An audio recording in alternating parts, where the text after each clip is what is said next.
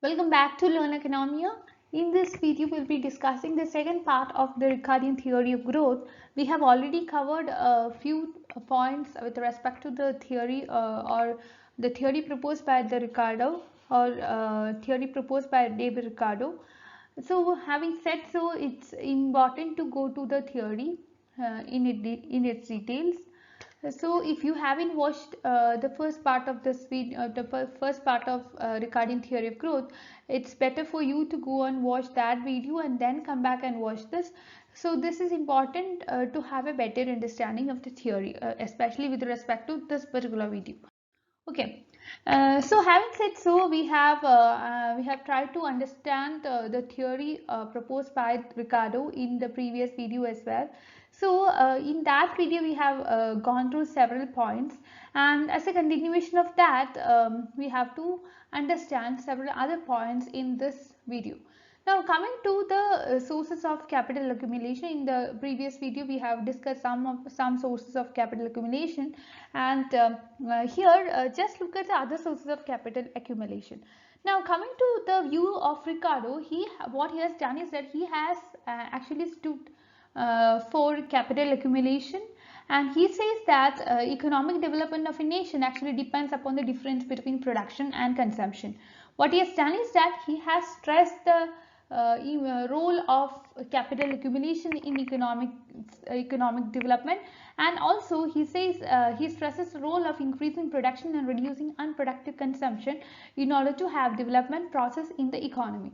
He voices that the productivity of labor could be increased through technological changes in the economy, and also with better organization, capital could be stimulated, and this would result in capital accumulation in the economy. But as per Ricardo, what is the problem here is that the use of machines actually would lead to employment of less laborers, and this will reduce employment in the economy, which will further result in unemployment rates in increased levels in the economy. And in this case, there would be reduced wages in the economy so as to employ more laborers, because machines are more used, capital intensive technology is used here. So as a result, less laborers are used. As a result, the wage will be less, and in this case there would be problems in the economy. Now Ricardo actually, what he has done is that he has regarded the importance of, or he has given importance to technological conditions in the economy.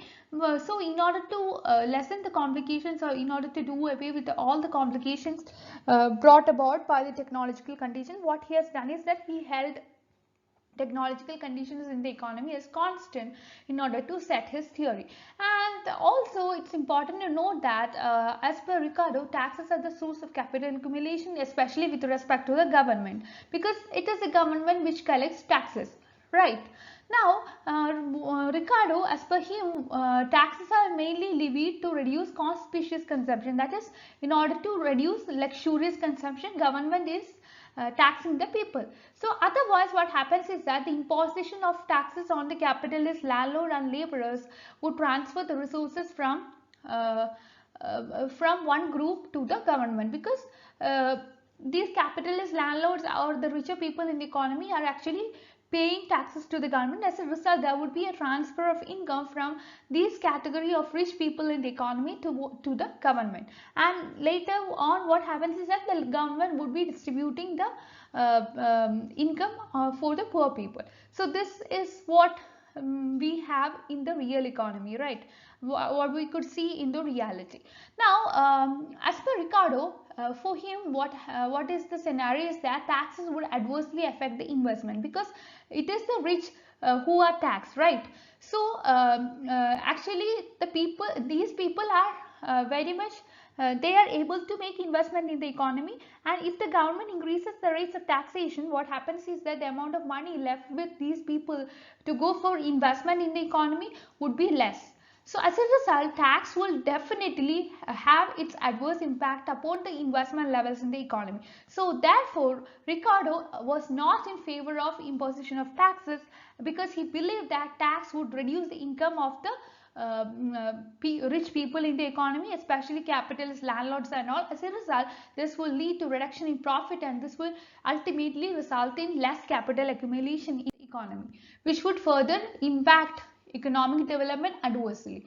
Now Ricardo, he actually favors the free trade, and he says that it is an important factor of development of a country, and he says that free trade would have it would provide vast opportunities for investment to the capitalists, which will lead to, or which would further lead to development process in the economy.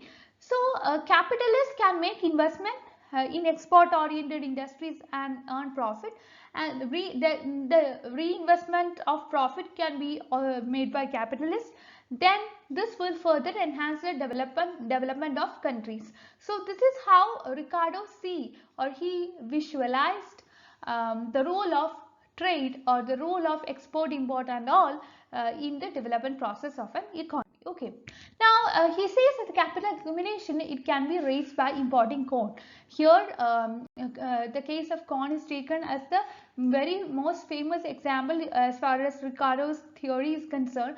So here we do not do the example of corn, or here we have to understand the role of corn. So just in order to make others understand what he meant, he has taken just an example. So, and he has taken the example of corn here, that's all.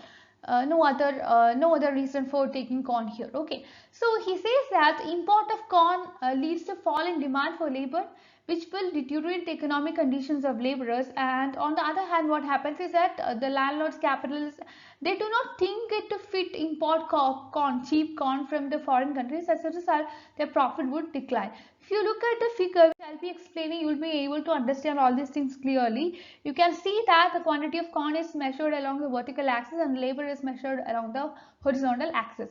And if you look at the AP curve, it represents the average product of labor, and MP curve represents the marginal product of labor.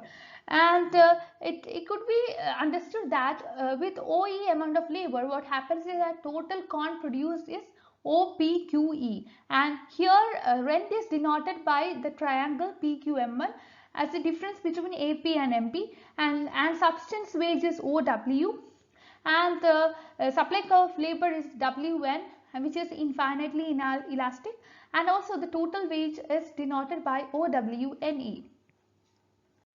Now coming to the next concept, that is stationary state. As in the case of the theory put forward by Adam Smith, the theory put forward by Ricardo also has a stationary state concept. Now before going further, let me tell you one thing, that whether it is Adam Smith or Ricardo, all these both of these actually belong to the classical school of economists, or the classical school of thought. So they have many similarities with respect to their theories, especially when it comes to the theory of growth or theory of development. They have many things, or many aspects in common. So stationary state is one such aspect. Now coming back to the Ricardian theory of economic growth, or Ricardian theory of economic development, in terms of stationary state, it could be understood that as we all know, when there is economic development precedes real wage. This remains at substance level and profit tends to fall. So in the case of Adam Smith, we could see that in the case of stationary state, what happens is that the wage would remain at the substance wage rate. There won't be population growth rate. There won't be profit. So it is a dull state as per Adam Smith. Now coming to the case of Ricardo, Ricardo says that when the capital accumulation rises with the increase in profit, the total output will also increase, and this would further raise the wage fund in the economy. The wage fund is the amount that is set aside to pay for wages in the economy. Okay, now with the increase in wage fund, what happens is that there would be increase in population, and this will further raise the demand for corn and as a result of demand for corn increase, or as a result of the increase in the demand for corn, what happens is that there will be increase in the price of the corn, because existing amount of corn, existing quantity of corn is not sufficient enough to cater to the needs of the increasing demand for corn. As a result, there would be an increase in the price of the corn. So now, as population increases, inferior grades of land are also brought to cultivation in order to meet the increasing demand for corn. And as per Ricardo, the laborers and landlords spend all their income on consumption. As a result, there won't be any saving in the economy. Now, the saving is done only by the capitalists in order capitalists may go for investment in order to make profit. But when the society progresses, what happens is that the share of profit also begins to decline. And fall in the rate of profit, it will lead to lessening of capital accumulation, and development also would receive a setback. And at this stage, there won't be any increase in the capital formation, and as a result, this process will continue till the economy is brought to a stationary state. Now, in the stationary state, what happens is that, as we could see in the case of Adam Smith's theory of economic growth or economic development, here capital accumulation will stop, population won't grow, a wage would be at the subsistence level, and also there won't be any technological progress or technical progress. The basic casual labor in this scheme is a fact of diminishing returns in agriculture, a green tendency which was to be postponed temporarily by technical progress. Now, as per Ricardo, but technical progress cannot prevent the ultimate disappearance of profit and the onset of stationary state. If you look at the figure, you will be able to understand the same very clearly. With the increase in capital accumulation, there would be profit, wages, etc. Increasing, and as a result of rise in wages, this will lead to reduction in profit, because as we all know, wage is a part of income that is devoted to the payment payment to the laborers. As a result, when this share increase, this will lead to reduction in the share of profit in the economy. Now, decline in the profit would continue till the stage, till a particular stage, that is till when the net product curve indexes the wage line OW at point P, and at this point what happens is that wages are equal to the net product, and there won't be any profit in the economy. Any disturbance to the right of point P will make the net product less than the wage level, which is considered to be impossible. So at point P, the economy is in a stationary state. Now, coming to the Ricardian theory of development or theory of growth, we could understand that Ricardian system of development formulated certain interrelations among capital, population, output, etc., etc., etc., on the basis of all these relations. Now, it traces the course of rent, wages, and profits every time, and finally it concedes with the celebrated forecast of the eventual advent of the stationary state. Now, coming to the conclusion of the Ricardian theory of economic growth, you could understand that the model actually tries to deal with the various problems relating to development, and it determines the relative share of different agents of production in national income. We know that the economy in this model is considered to be ever changing with the passage of time till it reaches the stationary state, and as in the stationary state, we know that there won't be any growth in the economy. It is a dull state, and the Ricardian theory, in short, it highlights the importance of major development variables such as capital accumulation, population, profit, wages, rent, etc. So with that, we end here. Please like, share and subscribe this channel for more videos, and thank you for watching.